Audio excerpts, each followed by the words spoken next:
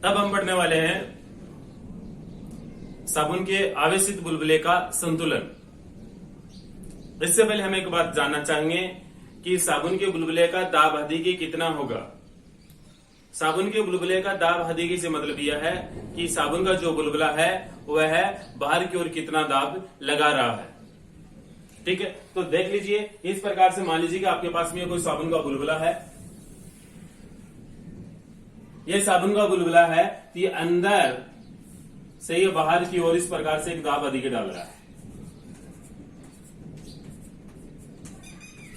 यानी कि चारों तरफ अंदर से चारों तरफ बाहर की ओर एक क्या लगा रहा है, दाब लगा रहा है। ठीक है, ये दाब कितना है, इस दाब का मान साबुन के बुलबुले के पृष्ठ तनाव और साबुन के बुलबुले की त्रिज्या इन दोनों पर निर्भर करता है। इस पर निर्भर करता है कि साबुन के बुलबुले का दाब आदि के उसके पृष्ठ तनाव T और उस साबुन के बुलबुले की त्रिज्या स्मॉल r पर निर्भर करता है। 11th क्लास में आपने एक फॉर्मूला पढ़ा था कि साबुन के बुलबुले का दाब आदि के Px इज इक्वल टू क्या होता है, 40/r, यह फॉर्मूला। ठीक है, बट अब हम इस साबुन के बुलबुले को क्या कर रहे हैं, आवेशित कर रहे हैं। पानी है या साबुन का जो घोल है वह एक चालक की भांति व्यवहार करेगा, यानी कि चालक की भांति व्यवहार करेगा। सीधा मतलब है कि पानी में करंट आएगा। भाई करंट आएगा, किसमें आएगा करंट, जिसमें जो चालक है उसमें करंट आएगा। ठीक है, तो उसको आवेशित करने पर, अब इस साबुन के बुलबुले को आवेशित करने पर इसमें एक विद्युत दाब और उत्पन्न हो जाएगा। अभी साबुन के बुलबुले को आवेशित करने पर इसमें एक विद्युत दाब और उत्पन्न हो जाएगा। एक तो पहले से है दाब आदि के है, प्लस उसमें क्या हो गया, एक विद्युत दाब और उत्पन्न हो गया।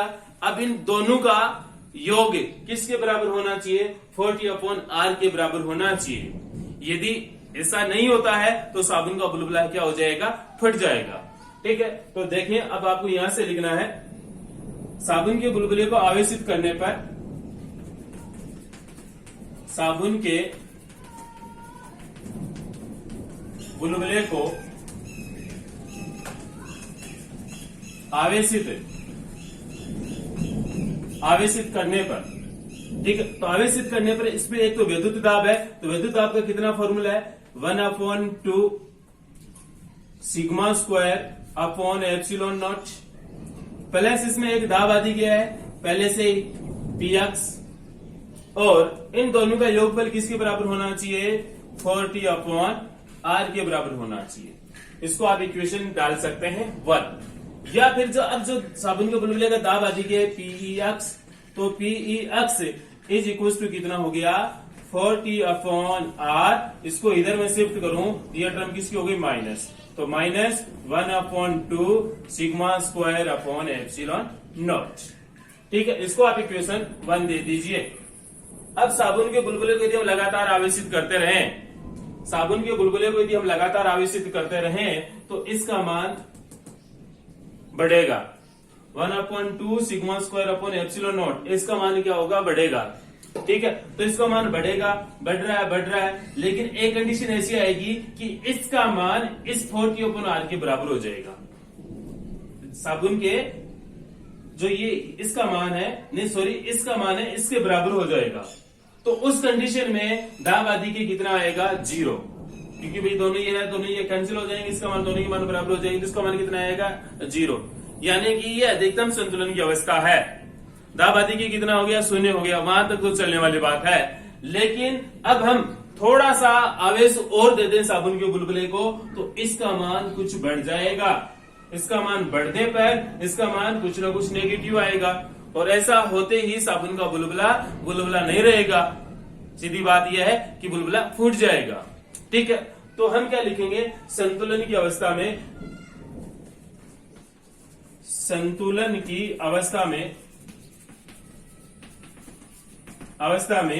Pex इज इक्वल टू 0, यानी कि संतुलन की अवस्था में कब तक रहेगा, जब तक इसका मान 0 आएगा, तब ये क्या रहेगा, साबुन का बुलबुला संतुलन की अवस्था में रहेगा। सीधी बात यही है कि आपको Px की जगह क्या रखना है, 0। याद रखना है कि संतुलन की अवस्था में Px का मान कितना होगा, 0 होगा। ठीक है, तो ऐसा करने पर क्या हो गया, तो 0 is equal to 40/r - 1/2 sigma square upon epsilon nought. ठीक है, इस टर्म को मैं इधर लेके आ रहा हूं, इस टर्म को इधर लेके आ रहा हूं, ये टर्म क्या हो गई, sigma square upon 2 epsilon nought is equals to 40 upon R. यदि हमें आवेश घनत्व का मान ज्ञात करना पड़े तो आवेश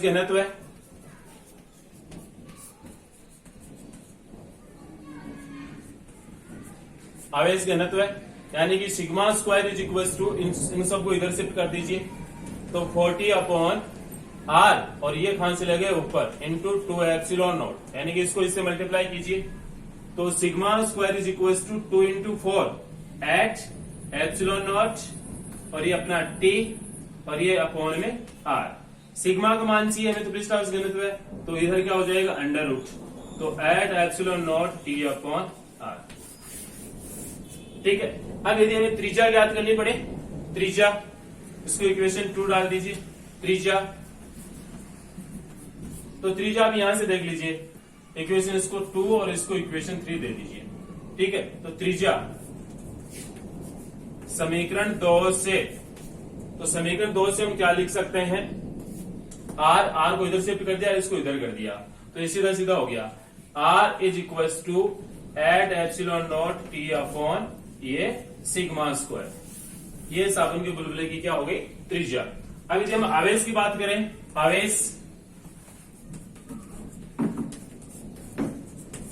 आवेश क्यूब, ठीक है, तो आवेश का मान ज्ञात करें तो ये हमें पता है कि परंतु सिग्मा इज इक्वल टू क्या होता है, क्यू अपॉन ए, और तो क्यू इज इक्वल टू कितना हो गया, सिग्मा ए।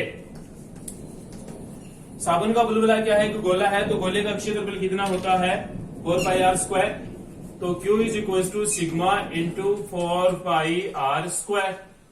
सिग्मा का मान रख दीजिए समीकरण 3 से, समीकरण 3 से, तो ये कितना हो गया, Q इज इक्वल टू, ये मान रहा है इसका under root eight epsilon nought T upon R, और गुणा में क्या है 4 पाई आर स्क्वायर। 4 पाई को पहले लिख रहा हूं, तो Q इज इक्वल टू क्या हो गया, 4 पाई अंडर रूट, इस आर स्क्वायर को अंदर मल्टीप्लाई कीजिए, epsilon nought T, R square को अंडर रूट के अंदर लेके जाऊंगा तो इस पर घात कितनी हो जाएगी, 4, तो आर की घात 4 बट्टा नीचे आर है।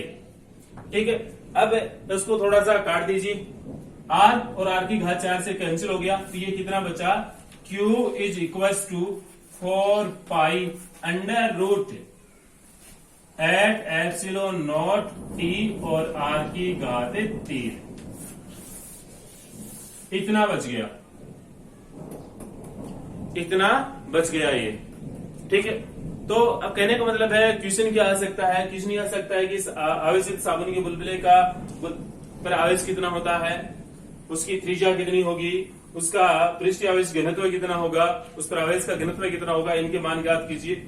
अब इस पर कोई न्यूमेरिकल पूछ लिया जाए तो आपको ये तीनों फॉर्मूले डायरेक्ट याद होने चाहिए, इक्वेशन 4 और इसको आप इक्वेशन दे दीजिए 5, एक ये फॉर्मूला, एक ये फॉर्मूला और एक ये फॉर्मूला आपको डायरेक्ट याद होना चाहिए।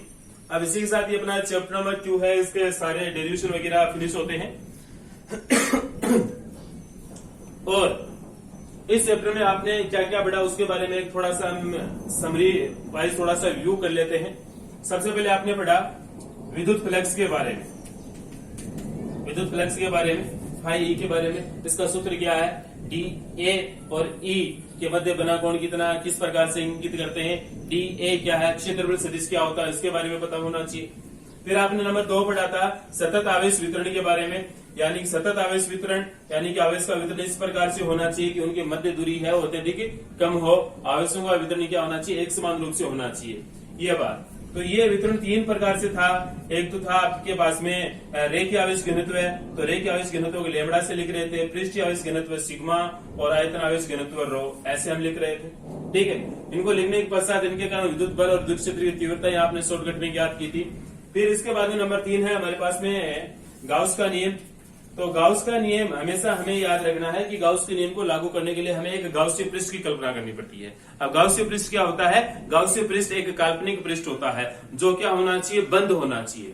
ठीक है, तो गाउस प्रमेय को हम लगाने के लिए जिस बंद पृष्ठ की हम कल्पना करते हैं, जो काल्पनिक बंद पृष्ठ हम काम में लेते हैं, उसी पृष्ठ को हम क्या बोलते हैं, गाउसीय पृष्ठ बोलते हैं। फिर उसके बाद में गाउस के नियम के अनुप्रयोग थे, अनंत लंबाई के रे की आवेश के कारण, ठीक है। नंबर 2 क्या था, एल चालक परत के कारण। नंबर 3 चालक परत के कारण। नंबर 4 चालक गोले के कारण आवेशित होना चाहिए, सब आवेशित होने चाहिए। और नंबर 5 क्या था, आवेशित है चालक गोले के कारण विद्युत क्षेत्र की तीव्रता। उसके बाद में नेक्स्ट क्या था अपना कि कोई आवेशित चालक है, उसकी सतह पर बल और दाब कितना कार्य करेगा, उसका मान ज्ञात किया था। और फिर आपने इससे सेकंड लास्ट टॉपिक था वो क्या था कि आवेशित चालक के एकांक आयतन में संचित ऊर्जा कितनी होनी चाहिए वो था। और लास्ट में क्या है अपने पास में, आवेशित साबुन के बुलबुले पर दाब आदि के कितना है, उसकी संतुलन की अवस्था में उस पर आवेश, उस पर पृष्ठीय आवेश और उसकी त्रिज्या, इनके मान कितने हैं वो हमें ज्ञात करने थे। ठीक है, चैप्टर बहुत ही सिंपल है, इसके आप न्यूमेरिकल ट्राई कर सकते हैं। ठीक है, थैंक यू।